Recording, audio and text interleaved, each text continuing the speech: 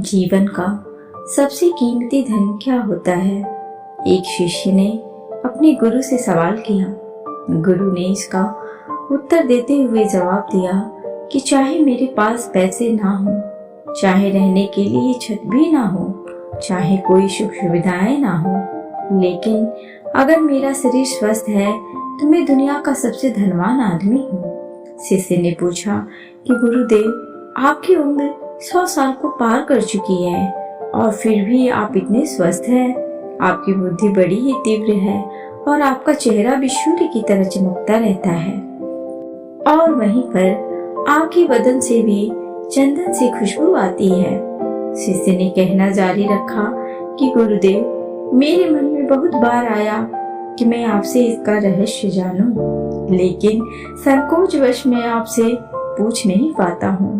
कृपया करके आज मुझे वो साधारण से नियम बताने की कृपा करें जिनसे मैं भी आपकी तरह स्वस्थ और निरोगी रह सकूं। नियम अगर आसान होंगे गुरुदेव, तो उसका अनुसरण मेरे माता पिता भी कर पाएंगे, क्योंकि वो बूढ़े हो चुके हैं और वो बहुत जटिल प्रक्रिया नहीं अपना पाएंगे। कृपया करके साधारण से तरीके बताना ताकि कोई भी ग्रस्त आदमी उन नियमों का पालन कर सके। गुरुदेव ने कहना आरंभ किया। सबसे पहले उन्होंने बताया कि सबसे पहले तुम्हें पाचन तंत्र की क्रिया को समझना होगा। जो भी आयुर्वेद का विद्वान होता है वो ये जानता है कि अगर आपका पाचन तंत्र लगातार भोजन पचाने में लगा हुआ है तो स्वाभाविक है कि ऊर्जा की एक खास मात्रा आपके भोजन को बचा रही है। इसी कारण ज्यादा भोजन करने के बावजूद आपका दिमाग और आपका शरीर अपने बेहतरीन स्तर पर काम नहीं कर पाता। तुमने देखा होगा कि भोजन करने के बाद जब पाचन प्रक्रिया शुरू होती है तो हर जानवर नीचे बैठ जाता है। वो बस बैठ जाते हैं क्योंकि दूसरी चीजों के लिए पर्याप्त ऊर्जा नहीं बचती है। चाहे वो मांसाहारी हो या शाकाहारी हो, हर जानवर खाने के बाद नीचे बैठ जाता है। और ये इंसानों के लिए भी एक प्राकृतिक जरूरत है। खाने के बाद वो बैठ जाना चाहते हैं क्योंकि दूसरी चीजों के लिए पर्याप्त ऊर्जा नहीं होती। अगर आप अपनी पूरी क्षमता का इस्तेमाल करना चाहते हैं तो आप अपने शरीर को ऐसा बनाकर रखिए कि आप जो भी खाएं, कुछ भी खाएं, तो 1.5 से 2 घंटे के अंदर आपका पेट खाली हो जाना चाहिए।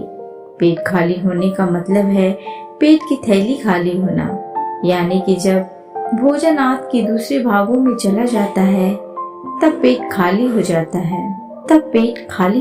है। क्योंकि आंत में प्रक्रिया बिल्कुल अलग होती है। वो पाचन नहीं होता है, वो ऊर्जा को ग्रहण करती है। आंत द्वारा इस ऊर्जा को ग्रहण करने के लिए ज्यादा ऊर्जा नहीं लगती है। पाचन क्रिया में जब खाना पेट की थैली में मौजूद हो तो बेहतर है कि आप अपनी गतिविधि को कम कर लें। अब अगर सोचिए सारा दिन आपके पेट में खाना मौजूद रहेगा तो आप अपने जीवन की पूरी क्षमता कम कर लेंगे। आप खुद देखिए कि जब आपके पेट में खाना मौजूद होता है तब शरीर कैसा महसूस करता है और जब पेट खाली होता है तब शरीर कैसा महसूस करता है। आप खुद पाएंगे कि आपका शरीर और आपका दिमाग तब बेहतरीन रूप से काम करता है जब आपका पेट खाली होता है। इसका एक पहलू और है। देखिए, हम सब जानते हैं कि हमारा शरीर हर समय नई कोशिकाएं बनाता रहता है और पुरानी कोशिकाएं खत्म करता रहता है, जिससे हमारे शरीर का शुद्धिकरण होता रहता है।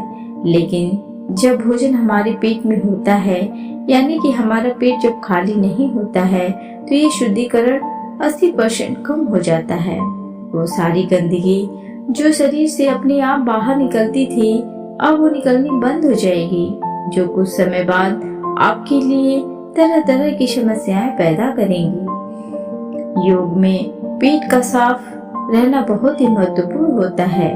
किसी भी पारंपरिक प्रणाली में अगर आप देखेंगे तो आप पाएंगे कि जब भी आप किसी आयुर्वेदिक डॉक्टर या किसी वैद्य के पास जाते हैं तो सबसे पहले वो आपके पेट की सफाई करते हैं, क्योंकि वो जानते हैं कि आपकी ज्यादातर समस्या पेट साफ ना होने की वजह से ही है। सिर्फ एक दिन के लिए अपने पेट को पूरी तरह से साफ करने के बाद महसूस करें कि आपको कैसा महसूस होता है। आप अपने अंदर बहुत हल्का और सुंदर महसूस करेंगे। हर दिन आपको उसी तरह महसूस होना चाहिए। आमतौर पर पारंपरिक रूप से घी को पहले निवाले के रूप में खाया जाता है। घी एक चिकनाई वाला पदार्थ है जो पूरी आहार नली को चिकनाई देता है। आपको सबसे पहले इसे ही खाना चाहिए ताकि यह भोजन के प्रवाह को आसान बना दे। जब आप बहुत मसालेदार भोजन खाते हैं तो उसे खाने से पहले आपके भोजन मार्ग पर घी की परत चढ़ाना बहुत अच्छा होता है।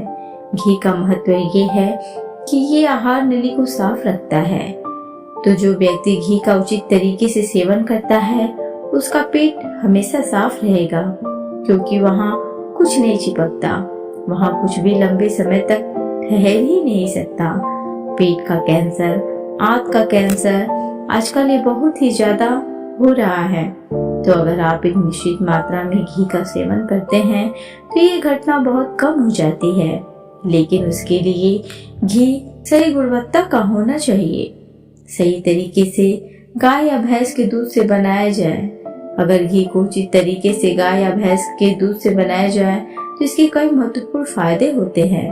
शिष्य ने सवाल पूछा कि गुरुदेव, पाचन क्रिया तो मैं कुछ समझ गया हूँ, लेकिन आप ये बताएं कि आपकी तरह सूर्य जैसा तेज पाने के लिए, चमकता हुआ चेहरा पाने के लिए क्या प्रक्रिया अपनानी चाहिए।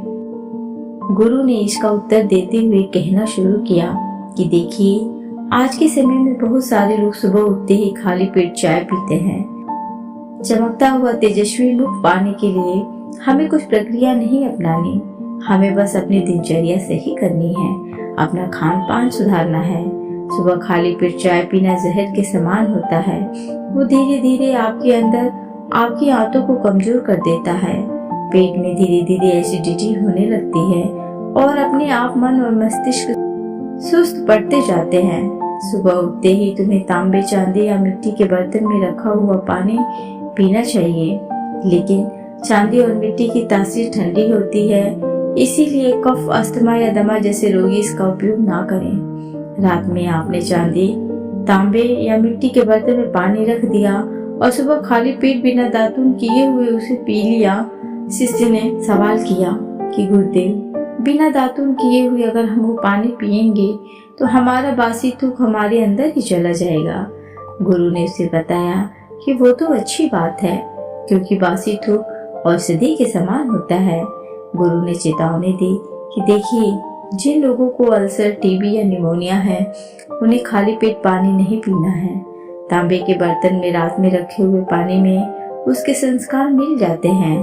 तांबे के गुण उस पानी में आ जाते हैं और वो तांबा हमारे शरीर में जाकर बहुत से लाभकारी फायदे करता है। गुरु ने चेतावनी दी कि अगर मजबूरी ना हो तो प्लास्टिक की बोतल में कभी पानी मत पीना, क्योंकि प्लास्टिक की एक ऐसी संरचना होती है, जब वो गर्म तापमान पर आता है तो प्लास्टिक धीरे धीरे पिघलना शुरू हो जाता है, और जब वो बहुत बारीक स्तर पर पिघलता है तो उसके कण उस पानी में मिल जाते हैं, जो हमारे शरीर में जाकर कैंसर का कारण बन सकते हैं। देखिए, ये पानी पीने के बाद, अपना पेट अच्छे से खाली करने के बाद आप आंवला और सब्जियों का रस पी सकते हैं।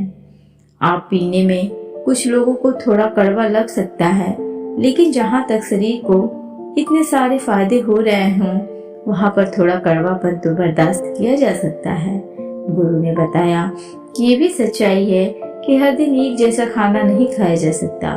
तो जिस दिन तुम आंवला और सब्जियों का जूस ना पी सको, उस दिन आपको दही खाना चाहिए।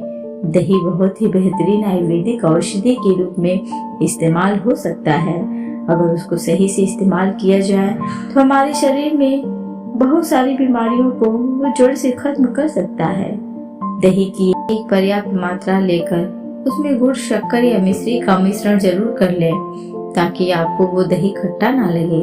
अगर दही में गुड़ मिलाते हैं तो गुड़ बहुत ज्यादा नया नहीं होना चाहिए। गुड़ जितना ज्यादा पुराना होगा उतना ही लाभकारी होगा, और दही को थोड़ा पतला कर लें। पतला होने के बाद वो आसानी से हमारे शरीर में जा सकता है और उसको पचने में भी ज्यादा ऊर्जा शरीर को नहीं लगानी पड़ती। आयुर्वेदिक गणित के हिसाब से अगर आप सुबह इन प्रक्रियाओं का पालन करते हैं तो आपके चेहरे का तेज बढ़ने लगेगा, उस पर चमक आने लगेगी। जल्द ही लोग आपसे बोलना शुरू कर देंगे कि भाई आपकी उम्र इतनी ज्यादा हो गई लेकिन आप लगते ही नहीं हो इतनी उम्र के। सन्यासियों और मुनियों जैसा तेज पाने के लिए ध्यान और आयुर्वेद के नियम के हिसाब से खान पान, ये दो चीजें सबसे ज्यादा जरूरी होती हैं। अगर ग्रस्त आदमी भी इन नियमों का पालन करता है तो वो भी सन्यासियों जैसा तेजस्वी हो सकता है। शिष्य ने आखिरी प्रश्न किया, गुरुदेव मुझे यह दो नियम तो अच्छे से समझ में आ गए हैं। पहला नियम अपने पेट को खाली रखेंगे तो बीमारी से मुक्त रहेंगे। दूसरा नियम कि हम अपने चेहरे पर ओज और तेज कैसे प्रकट कर सकते हैं। बस एक आखिरी समस्या का समाधान और करवाना है। मैं आपसे पूछना चाहता हूँ कि जैसे जैसे आदमी की उम्र बढ़ती है तो उसकी आंखों की और उसके दिमाग की क्षमता कम होती चली जाती है, तो उस क्षमता को बरकरार बनाए रखने के लिए किन नियमों का पालन करें, या फिर क्या खान पान अपने दैनिक जीवन में अपनाएं। गुरु ने खुद की तरफ इशारा करते हुए कहा कि जैसे जैसे उम्र बढ़ेगी वैसे वैसे बुद्धिमान होते जाओगे। बस मैं जो नियम बता रहा हूँ उनको ध्यान सुन लोगे तो सारी समस्याएं हल हो जाएंगी। सबसे पहले सफेद कद्दू के औषधीय गुणों के बारे में जानो। आयुर्वेद के गणित के हिसाब से सफेद कद्दू का जूस कैंसर को मिटाता है और साथ ही दिमाग की तीक्ष्णता को बढ़ाता है। तीक्ष्णता यानी कि तेज बारीक बुद्धि। लेकिन ये समझ लेना कि सफेद कद्दू का जूस ठंडा होता है, इसीलिए अस्थमा और जिनको सर्दी जल्दी पकड़ लेती हो ऐसे लोगों को सफेद कद्दू के जूस का सेवन नहीं करना है। दिमाग और आंखों को तेज करने के लिए जो अगला नुस्खा मैं बता रहा हूँ वह हर कोई कर सकता है, बल्कि हर किसी को करना चाहिए। 5 देशी बादाम की गिरी जो छोटी वाली होती है क्योंकि वही देसी होती है, बड़ी वाली में इतने गुण नहीं होते जितना कि छोटी वाली गिरी में होते हैं। 5 छोटी बादाम गिरी और 1 अखरोट रात को पानी में भिगो दो। सुबह उनकी छिलके उतारो और उन्हें किसी पत्थर के खरल में, याद रखना पत्थर का खरल, किसी ऐसे वैसे बर्तन में नहीं, क्योंकि इससे उसकी गुणवत्ता खत्म हो जाती है। उस पत्थर में ये डालने के बाद उसे मथना शुरू करो। धीरे धीरे जब आप उसे पीसेंगे तो वो बारीक होने लगेगा और उसके बाद उसमें दूध डालना शुरू करो। ऊपर से दूध गाय का होना चाहिए, वो सबसे ज्यादा बेहतरीन रहेगा दिमाग के लिए। इस्तेमाल करने को भैंस या बकरी का भी कर सकते हैं, लेकिन गाय का दूध सबसे ज्यादा महत्वपूर्ण हो जाता है। जब दिमागी समस्याओं के बारे में बात आती है तो अब उस बादाम और अखरोट को दूध के साथ पीसना शुरू करो। धीरे धीरे आप जितना पीसेंगे उतनी उसकी गुणवत्ता बढ़ती जाएगी। अब कुछ लोगों को लग रहा होगा कि दूध के साथ हम बादाम यूं ही खा ले तो, या फिर पत्थर के खरल में पीसने की बजाय उसे मिक्सी में पीस लें। तो मैं बताता चलूं कि पत्थर की खरल में उसे पीसने के बाद उसकी गुणवत्ता 100 गुना ज्यादा बढ़ जाती है। अच्छे से गाय के दूध में पीसने के बाद जब आप इसका सेवन करेंगे तो आपकी आंखें और दिमाग, इनके लिए ये बहुत ही लाभकारी रहेगा। जिन लोगों को भूलने की समस्याएं होती हैं, जो छोटी छोटी चीजें रखकर भूल जाते हैं, जो लोग दिमागी रूप से परेशान रहते हैं, तनाव बना रहता है, चीजों के बारे में ज्यादा सोचते रहते हैं, ऐसे लोगों के लिए ये एक ठंडाई का काम करेगा। उनके दिमाग में एक ठंडक पहुंचाएगा जिससे उनका दिमाग अपने बेहतरीन स्तर पर काम कर पाएगा। शिष्य ने ये नियम अच्छे से कंठस्थ कर लिए और उसके बाद घर जाने के लिए अपने गुरु से आज्ञा मांगी। शिष्य अपने गुरु से आशीर्वाद लेकर अपने घर की तरफ प्रस्थान कर गया। तो दोस्तों, कैसी लगी आज की ये कहानी? अपनी राय हमें कमेंट में जरूर बताएं।